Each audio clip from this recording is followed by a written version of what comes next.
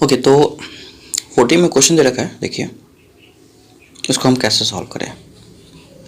A train start from station P with a uniform acceleration a1 for some distance and then goes with uniform retardation a2 for some more distance to come to rest with the station Q. The distance between the station P and Q is 4 km and the train takes 4 minutes to complete this journey. If the acceleration are in the kilometer per minute square unit, so that this a1 1 upon a1 plus 1 upon a2 equal to 2। तो ये friends को सबसे पहले solve करने के लिए हमें एक चीज़ समझना पड़ेगा क्या कि हम देखना चाह रहे हैं यहाँ पे कि टोटल्स का पहले ग्राफ समझ लेते हैं, ग्राफ कैसे बनेगा, ठीक है। तो इसके बेसिस पर हम इसको सॉल्व करेंगे। तो ग्राफ तो हम ऐसे बना लेते कुछ यहाँ पे, देखिए इस पॉइंट पर ग्राफ बनाते हैं। मान लीजिए यहाँ से यहाँ तक बॉडी गया, ठीक है, फिर यहाँ से यहाँ अचानक से रिटार्ट हुआ, ठीक है, और ये इसका मिड पॉइंट है। इस तरीके से इस ग्राफ को थोड़ा समझते हैं। तो ये यहाँ से यहाँ तक टाइम लिया, तो एक टाइम हो गया इसका T1, यहाँ से यहाँ T1 टाइम लिया और यहाँ से यहाँ T2 टाइम लिया, यहाँ से यहाँ तक टोटल टाइम। अच्छा, टोटल जो डिस्टेंस कवर किया, देखिए train start from the station P with uniform acceleration a1। तो ये P से स्टार्ट हुआ और यूनिफॉर्म एक्सेलरेशन a1 है ना, ये a1 से चला यहाँ तक, और and then uniform retardation a2 से ये रेस्ट पे आ गया, a2 यहाँ से रिटार्डेशन हुआ। अच्छा, अब बात कर रहा है कि for some more distance, okay, to come rest station Q। अब बात करते हैं, यहाँ पे Q हो गया इस तरीके से। तो अब the distance between the station P and Q is 4 kilometre. अच्छा, P से Q तक का जो डिस्टेंस था ये, और ये डिस्टेंस पूरा जो है कितना, 4 किलोमीटर है। तो डिस्टेंस जो है मान लेते हैं यहाँ पे दे रखा है PQ इक्वल टू 4 किलोमीटर हमको गिवन है, ठीक है यहाँ पे। और एक चीज़ हमको क्या दे रखा है यहाँ पे, देखिए, और टोटल टाइम जो लिया 4 मिनट लिया, ठीक है, टोटल टाइम कितना लिया, 4 मिनट।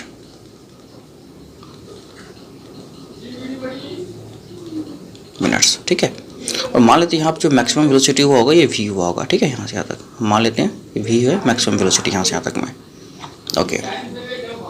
तो अगर हम बात करें यहाँ पे अब आगे थोड़ा सा एक्सेलरेशन जो है दे रखा है किलोमीटर पर मीटर स्क्वायर में ही दिया हुआ, ठीक है। तो कोई दिक्कत नहीं है, तो हमको कोई चेंज करने की ज़रूरत नहीं पड़ेगा, सारा जो यूनिट है वो ऐसा ही रहेगा। तो टाइम मतलब ये total time T1 plus T2 जो है ये टोटल टाइम लिया 4, तो T1 प्लस T2 जो है ये टोटल टाइम हो गया 4 मिनट्स, ठीक है। और ये 4 किलोमीटर P से की मतलब ये और ये यहाँ से अगर S1 का रहा डिस्टेंस और ये S2 का रहा मान लेते हैं, तो ये यहाँ से S1 होगा और ये S2 होगा, ठीक है। तो ये टोटल S1 और S2 आ गया मेरे पास यहाँ पे 4 किलोमीटर। तो S1 plus S2 that is equal to 4 kilometre, ठीक है। तो ये मेरे पास दो इक्वेशन अभी फिलहाल ये आ गया है, ठीक है। यहाँ से अब हम क्या करना चाहेंगे, यहाँ पे देखिए हमको v का वैल्यू चाहिए। तो v हम कैसे निकालेंगे, क्योंकि तभी तो हम इसका एरिया फाइंड करेंगे और डिस्प्लेसमेंट में रिलेशन लाएंगे, है ना। तो हमें एक चीज़ पता है क्या कि यहाँ पे T1 का जो ये v जो निकालना होगा, तो टोटल डिस्टेंस क्या होगा हमको पता है कि इसका जो एरिया होगा that will gives us area of this triangle will give us total displacement. Velocity time है, वेलोसिटी टाइम का जो एरिया होगा that will gives us total distance. तो वेलोसिटी हो गया मेरे पास यहाँ पे, देखिए इसका टोटल हो गया। यहाँ से एरिया हम अगर निकालें तो दैट इज़ 4 इक्वल टू, क्योंकि टोटल डिस्टेंस 4 है, 1/2 बेस हो गया आपको यहाँ से यहाँ तक T1 प्लस T2 है ना, T1 प्लस T2 और इंटू हाइट हो गया यहाँ पे v। तो that will show the area of this triangle. तो 4 इंटू 4 इक्वल टू 1/2। अच्छा, T1 प्लस T2 वैल्यू हमको दे रखा 4 और ये हो गया v, जिससे हम v निकाल सकते हैं। 2 से कटेगा 2, तो v इक्वल टू आ गया आपको 2 किलोमीटर पर मिनट, ठीक है। तो ये आपको 2 किलोमीटर पर मिनट v आ गया मेरे पास, ठीक है। तो हमें ये v का वैल्यू पता चल गया। अब हमें क्या करना, स्लोप, इसका स्लोप देखना कि स्लोप जो होता है ये होता है एक्सेलरेशन, वेलोसिटी टाइम का स्लोप एक्सेलरेशन होता है।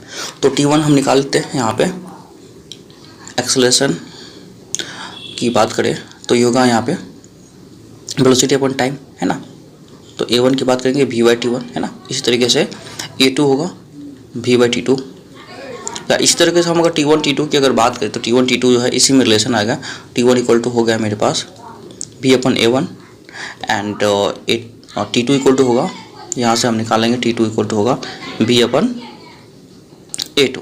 तो इस तरीके से हम यहाँ पे पुट कर सकते हैं वैल्यू t1 और t2 का। अगर हम इस तरीके से वैल्यू निकालना चाहें तो निकाल सकते हैं, क्योंकि आपको पता है कि v का बारे ये v क्या 2 है ना, यहाँ से तो हम 2 निकालेंगे। अच्छा, t1 प्लस t2 जो हमें दे रखा है दैट इज़ 4 दे रखा है। तो t1 प्लस t2 जो है 4 है, ये आप देख चुके हैं यहाँ पे, ये स्टार्टिंग में ही t1 प्लस t2 4 है। तो यहाँ हम वैल्यू पुट कर लेते हैं, ठीक है, t1 प्लस t2 का। तो देखिए और t1 plus t2 equal to 4 है। अच्छा, t1 और t2 का वैल्यू हम पुट करेंगे। t1 कितना मेरे पास यहाँ पे t1 v/a1 है, ठीक है, प्लस t2 कितना है v/a2 है इक्वल टू 4 है, ठीक है, ये मेरे पास गिवन है। ओके, अब v का वैल्यू आप पुट कर लीजिए, v कितना होगा दैट इज़ 2, ठीक है। तो या फिर आप v कॉमन लेके नीचे भेज दीजिए। v कॉमन लेंगे अगर तो यहाँ से 1/a1 बचेगा प्लस 1/a2 बचेगा, ठीक है, इक्वल टू बचेगा 4। अच्छा, ये v जो है मल्टीप्लाई में तो डिवाइड में आ जाएगा, है ना। तो इसको अगर आप और थोड़ा सा सिंप्लीफाई कीजिएगा तो ये आपको मिलेगा यहाँ पे 1/a1 प्लस का 1/a2 equal to 4/v। v का वैल्यू 2 है मेरे पास, है ना, पुट कर लीजिए यहाँ पे। तो v का वैल्यू अगर पुट करेंगे 2 तो 1/a1 plus 1/a2 equal to 4/2, तो ये हो गया 2। तो ये हमको प्रूव करना था 1/a1 plus 1/a2 that's equal to 2। तो ये मेरा प्रूव हो चुका है, ठीक है। तो आई होप ये बात आपको समझ में आया होगा। अगर नहीं आ रहा आपको तो एक बार फिर से वीडियो देखिए, आपको बिल्कुल समझ में आ जाएगा, ठीक है। तो फिर चलते हैं हम लोग नेक्स्ट क्वेश्चन में। देखिए क्या है।